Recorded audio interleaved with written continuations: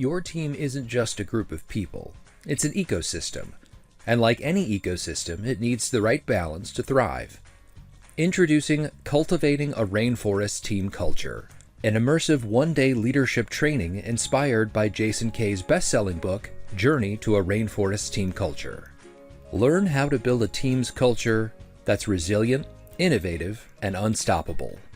You'll leave with clear leadership frameworks, actionable strategies, and the tools to foster motivation, engagement, and problem solving.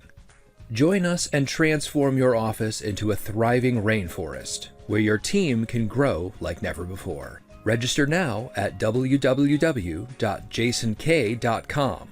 That's www.jasonkae.com. Welcome to Leading Your Culture with Bill Nye.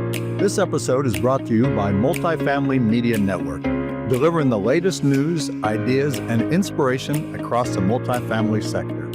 Now let's go ahead and jump into the next episode of Leading Your Culture with Bill Nye. Well, if you tuned in last week, I had a conversation with Kevin Brewer, and you got to hear Kevin's story about what he went through, both physically and mentally, as a result of a condition that affected really just sort of how his brain waves were working through his body. I'm not going to pretend to understand all of it, but things were out of line, and it created a tremendous amount of pain and was almost debilitating for Kevin, to where he shared with us that walking 200 meters would take sometimes 30 to 60 minutes just because his body was in so much pain. And so today, Kevin offers services as a life coach. And if you want to reach out to Kevin, how do people find you? The easiest way is on Instagram is at Coach Kevin Brewer. It's the easiest way to find me there. So, okay, at Coach Kevin Brewer. All right. I put out daily videos and all kinds of stuff on there. So Kevin shared his struggle, and now we're going to talk about some of the lessons he learned from that.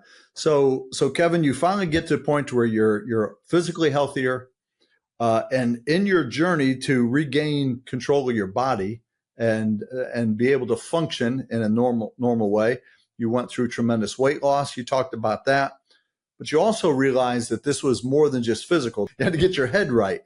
And so what does that mean? So again, as we shared before, is through the military career, I always sought out leadership positions, because I always felt like I could make a difference. As I degraded further physically, and again, kind of bring it back to your audience to make it relevant to them, as I degraded further physically, I actually stopped seeking out those positions. So that was actually one of the biggest things. Like I was getting away from myself, and I knew that because I always sought those positions, but then I actually intentionally stopped seeking them because I believe that if I was a burden to the people that I was, going to be potentially in charge of, or the people I was in charge of at the time. I felt like a burden to them because I didn't know if I was going to be there, right? So that was one of the first things. I didn't know if I could make it to work. I didn't know if I was going to be alive. Like that was really a big thing for me. I thought I was dying. So I stopped seeking those positions because I felt that physically and mentally I wasn't capable of doing them to the best of my abilities. So that was a big thing for me, is recognizing that and going, okay, well, I need to fix that because I can't not seek that out, because I do think I can be effective for people. And I can't be the most effective if I'm a burden. So that was a big mental hurdle for me. Yeah. I've always believed very strongly that in order to be an effective leader, you have to be healthy. And I think you have to be healthy all around. I think you have to be physically healthy, as well as healthy emotionally, healthy mentally, healthy spiritually. I think you have to be healthy. And I think that people admire and look up to leaders who are healthy. Doesn't mean perfect, doesn't mean that everything is right in your life, but somebody who's in charge of other people, you're in a management position, a leadership position. You're going to have challenges in life, right? You're going to have a kid who brings chaos to your home life. Maybe you're going through some marital problems, those types of things. But leaders who are healthy come to work and can still function at a high level and compartmentalize. But if you're not healthy, you come to work and all of a sudden you either take it out on other people or you overshare, those sorts of things. So, the fact that you recognize that and understood that, I think that's really important. Yeah. And that's what you just said, the compartmentalize. I teach that a lot too, because that's something I didn't necessarily recognize I did intentionally, but as through this journey of my own physical stuff and going through my own mental processes here, is that's what I recognized that was actually a huge component for me, is being able to compartmentalize that, being able to I don't say suppress, I don't like the word suppress necessarily, but process things in a proper time frame, right? So it's like, okay, if you need to be sad, something happened, well, I'm going to schedule time later in the day when I'm not around the people I need to be effective around to be sad, right? Like I'm gonna do that. So I help people be able to manage their time better. Is that I go, okay, well, yeah, you may have times where you feel depressed, whatever, that's fine. Like that's a moment of depression. You're not depressed. Stop, associating yourself with being that, right? You'll have moments of it, but if you identify as that, then you'll just find more and more reasons for it to be. So schedule times to have those moments where they affect you. Okay, fine. Let's just put it 10 minutes on a calendar. Like literally put it on the calendar. Hey, I'm going to go cry for 10 minutes. Okay, that's your 10 minutes to cry. Now go be effective. So I'm going to ask a question, and this question may not sit well with everyone in the audience, but I think it's worth asking. Are we focusing too much on people's feelings? Oh, 100%, yeah. Okay. Why do you say that? Because your feelings aren't facts. I can feel like it's hot outside, but if you have a different sensation for your nervous system's wired differently, right? You may walk out and go, that's kind of chilly, right? So my feeling of it being hot doesn't make it a fact for everybody. So that's the first thing. Like that's a really easy one to kind of see but if I'm more concerned about the way you said something, right? And I just go ahead and say like, well, you said it very meanly, but did I say something that was wrong? Well, no. Well, then why didn't you listen to the message, right? Like, again, you get stuck in the tone policing, they say, that you stop hearing the message, which then stops progress. Because could I work on my communication? Absolutely. But then that also means that you could too, right? So it's a two-way street. So if I constantly adjust to your feelings, why do you not have to then adjust to mine, right? It should be a mutual. We should find benefit, within there, a better way to communicate, which is what I'm finding with this life coaching stuff is how I can better communicate with people. It's go, okay, well, it is incumbent on you to come to me and say, hey, that's not really going to be effective communication style for me. Can we find a better way of doing that? And I can then go, okay, yeah, well, let's figure that out. But I don't necessarily have to change for everybody. Like, right, we could find a common ground in there. And sometimes it's just like, hey, maybe we're just not compatible. Like, and that's okay. And I found that now too, is like, hey, sometimes you're just not compatible with people, and that's not a bad thing. So for years, I've led several organizations, and for years I've led with a very simple philosophy, and I'll share it with you. And anyone who's ever worked for me has heard me say this. I travel around the country as a professional speaker today, and I've shared this from the stage many times. And the statement is simply this: I care about your feelings, but I won't be held hostage by them. I want the people who work for me to know I care, but your sensitivity isn't going to keep me from saying what needs to be said. Now, I'm going to try and be polite, respectful, dignified in the way that I say it. I don't raise my voice. I don't use profanity, but I'm going to deliver this. I look at it like a football play, a passing play in a football game. You're the receiver. I'm the quarterback. I have one job: deliver the ball to where you can catch it. You have one job: catch it. Right? And I think we're so worried about people's feelings that we're trying to play both positions now. We're trying to play quarterback and receiver. Throw the ball, run downfield, and catch your own pass. Doesn't work that way. Here's the ball, catch it. Yeah, and actually one of the things I've helped with my clients and that's been really effective for them is realizing that nobody's in charge of your emotions. Nobody's in charge of your feelings except for you. So one of my clients specifically, he's used it for his relationship. He started, when he started getting upset with his girl, he'd be like, "Oh, I'm giving her authority over my emotions. Let me take that back." And then he was able to calm himself down quicker and go, okay, well, now I can actually understand what's going on, right? Because again, yeah, you're going to have feelings, you're going to have emotions. That's completely fine, right? Like you said, you're overemphasizing it because now I have to adjust to yours. Well, no, you have to learn how to process it better. And that's the point, is that you have to understand, one, it's it's actually probably good for you in some way, shape, or form. Otherwise, that wouldn't happen. So why is it good for you? And stop looking at the negative side and go like, well, I feel sad. Okay, well, sadness, if it wasn't potentially beneficial for you, your body wouldn't do it, right? Because your brain is set up it's wired for survival. So if you're capable of being sad, then it's telling you some way to be able to survive, right? Like there's something in there. So learn the lesson, right? So start learning how to learn the lesson from that sadness rather than going like, well, I just want to be sad, or, like I want to be upset about you yelled at me or that something didn't go right. Okay, that's fine. We don't have to find blame in everything, but we do have to recognize what happened, take responsibility so that we can learn, grow, and change. But if we're just constantly going like, well, it's somebody else's fault or this, like, well, how's that helpful though, right? Like we're just seeking blame all the time. How is that solving the problem? So again, yeah, you can have your emotions, you can have your feelings, but if you get stuck on it, that's where it becomes the problem. And that's where I think people are overemphasizing now. It's going like, well, let's adjust everything because you had this one feeling. Well, I don't need to adjust it. Like you need to learn how to handle it. That's a great point. You use the word blame. Again, look, this is not what I do. This is what you do. But from my, perspective as an amateur on this, we focus so much on blame. Again, in leadership, one of the things I've often told people who were leaders under my care was,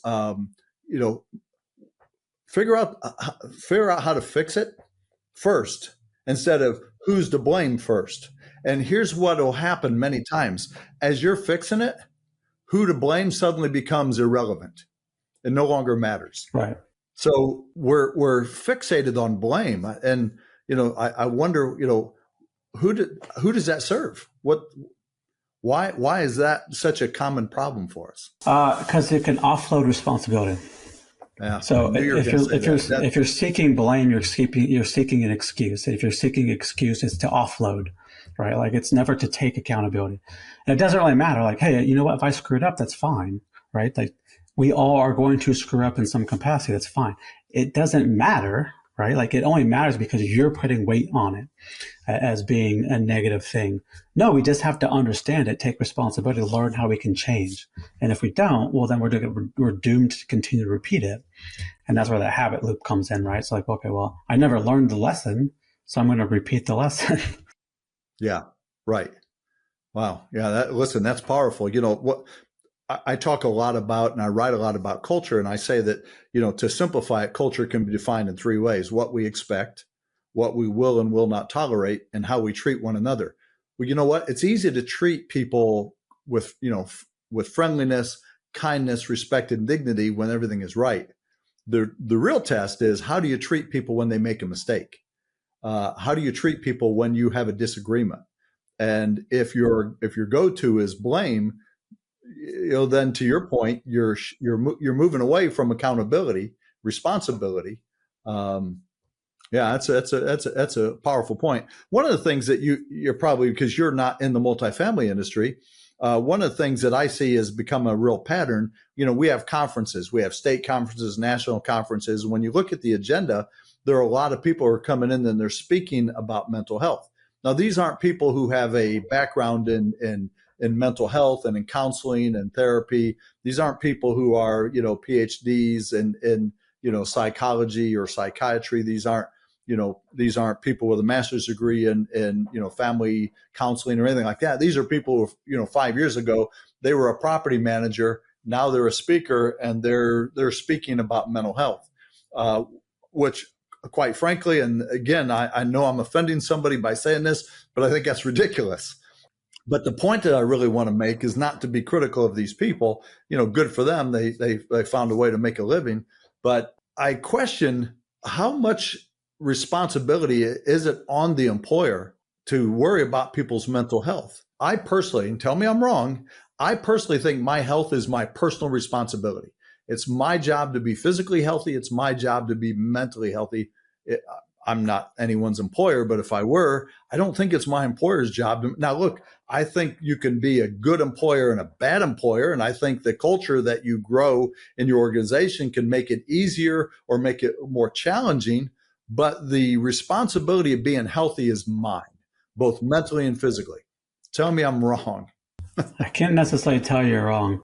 Yeah, I I don't actually think don't. I'm wrong. So. I don't particularly like the term mental health, though, and specifically because it infers that you need a doctor to fix, right? Like people think your health and they think, I have to have a doctor. No, you don't. In fact, doctors are often the ones who cause more health problems. Mental.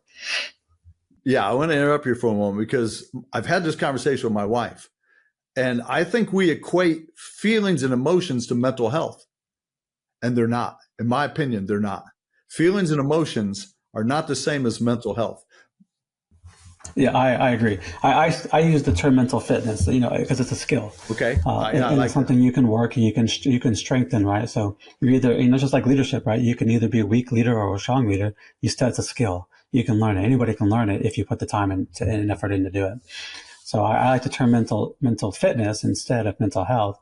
And no, I don't think it's necessarily the responsibility of the employer, unless you want to give proper training time, right? Like you could allot skills training for this. It's not your responsibility per se, but at the same time, you could make the argument that if you had a mentally stronger workforce, your product would be better. So there's a kind of a combo there, right? And it's a skill set. If you think of it as a skill set, then you can help train the skill set by adding in training and, evolution, things like that. It's not your responsibility to learn how to manage their emotions, though. And I think that's where the difference is. If people think, well, it's your employer's job to learn how to manage your emotions and work around your feelings. I don't believe that. I believe that the employer is there to make money. And whether you like that or not, that's the job of the economy. That's the job of the employer, is to run a business, make money. If you can't handle that emotionally and mentally, well, then you need to find a way to either not make money then for a little bit, take some time off without pay, take less pay because you need more time away, whatever, less responsibility. That is incumbent on you to be honest and truthful about that and say you can't handle that position. That's okay. You don't have to. Not everybody is necessarily qualified for those positions for a reason. I agree with you that it's not the responsibility of the employer to manage your mental health, but it is kind of a role that they could play into building your mental strength. Yeah, listen, I completely agree with that. I'm not saying that the employer shouldn't create a environment, a culture where people feel trusted, respected, because I think it's easier to be in a good space, emotionally, mentally, when you're treated with respect and kindness and dignity. And look, you and I have both lived in a world where there was no respect, there was no kindness, there was no dignity. It was called basic training, right? We were called names, we were threatened, we were cursed at, we were run through the gauntlet. But our mission was, very unique. And I always say that we're not asking people to give up their lives to lease an apartment, in the apartment industry, or give up their lives to make a sale in a sales position. And I know that for a lot of people out there who are listening to this conversation right now, this might make them uncomfortable because we're truly, we come this world where, everything has become so feelings based. And I think feelings are very deceiving. I think it leads us down the wrong, oftentimes down the wrong path. To your point, about the weather being an easy one. I like that because we'll take our dogs for a walk. My wife and I live in Texas, just, south of Houston. And, 2 days ago, it was 80 degrees. And, my wife will say to me, is it chilly outside? I'm going to say no. And then she's going to step outside and immediately run back in and put on a jacket. I'm in a t-shirt and shorts. That's all about, how we feel in the moment. I had a conversation. I want to share this because I think it's relevant. I have a daughter who's in her early 30s now. She's a mother. She's about to be a mother for the second time. I've got my fourth granddaughter on the way in March. And when she was in college, she went to the University of North Carolina, Wilmington. And we were having a conversation about this very thing, about feelings. And here's what I said to her. I said, Rachel, you're entitled to your feelings. And you're entitled to tell me how you feel. But you're not entitled to tell me that I can't have feelings about your feelings. And I wasn't talking about her specifically, but more about where society was going at that time. I have feelings about something and I should be allowed to tell you how I feel. But then you can't have any feelings about what I just said to you. And if what you said to me is absurd, insulting, ridiculous, not true, what? I'm supposed to just, out of reverence for your feelings, just keep my mouth shut? Yeah. Seems bizarre.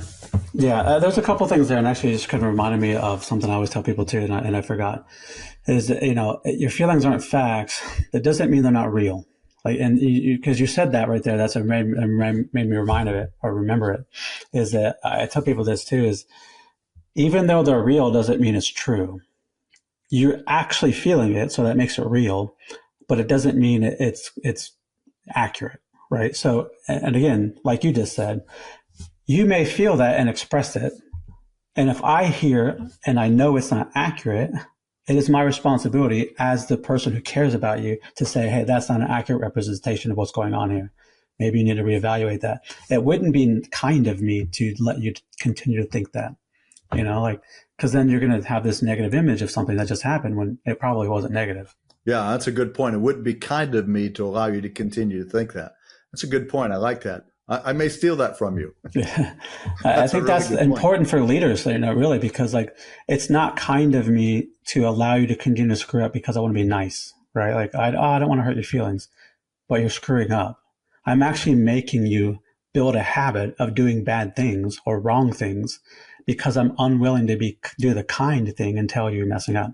So it's not kind, it's nice, but being nice isn't what you need as a leader. Yeah, look, that goes right back to what I said earlier, which is I care about your feelings, but I won't be held hostage by them. If I know what you're doing is not right, I have to tell you. And if that hurts your feelings, yeah, I'm sorry you got your feelings hurt, but I wouldn't be doing my job if I just turned a blind eye and allowed you to continue to do this incorrectly or think something that's not true. Yeah, it goes back to that saying, treat people as they could be rather than where they are, right? So it's like, if you think they can be here, treat them like that, right? Because if you don't, then they're going to continue. If you treat them like they are, they're going to think everything's okay, right? So if I treat them to a level that I think is more acceptable for what they could be, that again, that's why I think of it as hey, I'm gonna treat you like you've already made it, and it'll be able to do that. You'll be able to handle this, and if you can't, because you said this is where you want to go, right? So. Yeah, that's fantastic. And, Kevin, I say all the time, leadership is hard. You can have all the best intentions. You can do everything to the best of your ability and still fail because ultimately people are going to be who they are. Right. Yeah. And so as a leader, I'm trying to remember who it was who said this. I think it was Ken Blanchard who said this. I don't know if you're familiar with Ken Blanchard and some of his books. Been around forever. So Ken Blanchard wrote The 1 Minute Manager as one of his more famous books. And Ken Blanchard said, as you rise in your career, your peer group gets smaller. When you were a young seaman in the Navy, you had a huge peer group, right? And every time you got promoted, your peer group got smaller. And as you moved up and up, I mentioned John Yasensky, who I worked out with when I was in the Air Force. He stayed in for 33 years and became, an E9, a Chief Master Sergeant. There aren't a lot of Chief Master Sergeants in the Air Force. John had a very small peer group. So, Ken Blanchard talks about, when you're a floor employee, you have a big peer group. When you become a department head, you have a small peer group. When you become a COO, a CEO, you have a really small peer group. And what Ken Blanchard talks about is the importance of, no matter how far up the ladder you go, always find someone to refill your rain barrel, someone to coach you, to help you because, and it's hard, right? It becomes really hard. Again, going back to the multifamily world, when you're a property manager, there are thousands of property managers. You can call out, reach out to any one of them and say, I need advice. But when you become a CEO, finding other CEOs that can give you advice and help you becomes very, very challenging. And so what you're doing is you're that person who is offering services to refill people's rain barrels. as Ken Blant, to use his metaphor. Yeah. Find those blind spots. We all have blind spots. You need somebody else to kind of help you recognize that, Yeah, right. I shared with you that, I worked with a life coach years ago, and one of the things she helped me is because I see everything in absolute. And so I would speak and use the words never and always frequently, because the absolute, right? Never and always, very absolute. And she helped me to recognize, I didn't know I did that. I didn't see that blind spot in myself, and working with her helped me to recognize that when talking to people, things aren't always absolute. In fact, they're rarely absolute. Yeah, and like you said, your peer group's smaller. The people around you weren't willing to tell you that, right? Like they weren't willing to question you at times for whatever reason, because of their own limiting beliefs or whatever else, So that, it's not, or they don't even recognize it themselves because maybe they think that way too. So that's why having like a diverse thought process around you helps, So in your services, are you, in your mentoring, coaching services, are these face-to-face? Are they typically like this, where you're jumping on the computer and you're having, like a Zoom type of interaction with them? How does that work? Yeah, it's mostly over Zoom and then text and stuff like that too. So you have open access. So once you sign on, you find ways to be able to stay in contact. So for anybody who's watching this podcast and they're like, hey, I like the way this guy thinks, I think he could help me. Again, how can they find you? You said Instagram. Share that again. Yep. Yeah, at Coach Kevin Brewer. Just reach out to me there. Coach Kevin Brewer. Yep. And you're located in Virginia. Yep. Well, Kevin, this has been really, really a fascinating conversation. A lot of the questions I asked you, I've been wanting to ask somebody for a long time. But, I recognize the sensitivity of it. And it's great to get your perspective on it. Listen, congratulations on your own transformation. So you said you were 240 pounds. So you're about 150 pounds now. Is that right? I got down to 150. I'm back up to like 170 because I've been working out and stuff. So, but I'm about 10% body fat. So, now listen. First of all, congratulations on that transformation. Congratulations on your careers as a life coach. And is there anything we can do to help you with that? I think people will certainly benefit by having some sessions. I don't know if you call them sessions, but some conversations with you, because I know just for me, having this conversation has been very enlightening and beneficial. And I have no doubt that, as I said, leadership is hard, and I don't care how long you've been doing it. I'm about to be a 4-time grandfather, been doing it for a long time.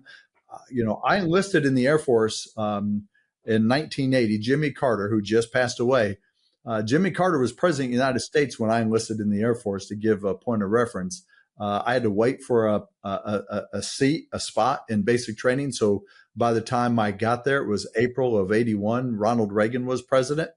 And so, I've been at this for a really long time is my point. And just having this conversation with you has been really enlightening. I've enjoyed it.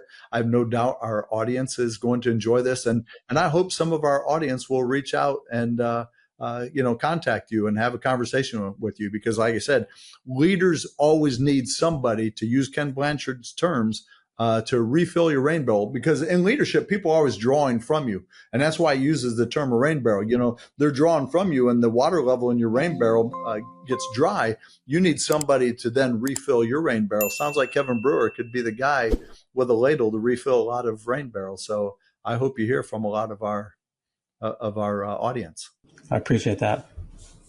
Well, it's been a great conversation. Thank you for your time. Happy New Year to you. I wish you much success in 2025. And quite frankly, Kevin, we've never met face to face. I hope some point to have the opportunity to do that. Yeah, absolutely.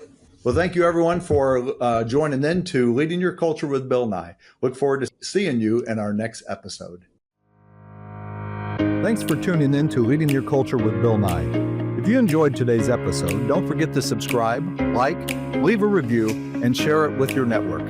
And remember, this podcast is proudly brought to you by Multifamily Media Network, your trusted source for stories, trends, and insights in multifamily living. I appreciate you checking out my episode. I'm Bill Nye, and this was Leading Your Culture with Bill Nye.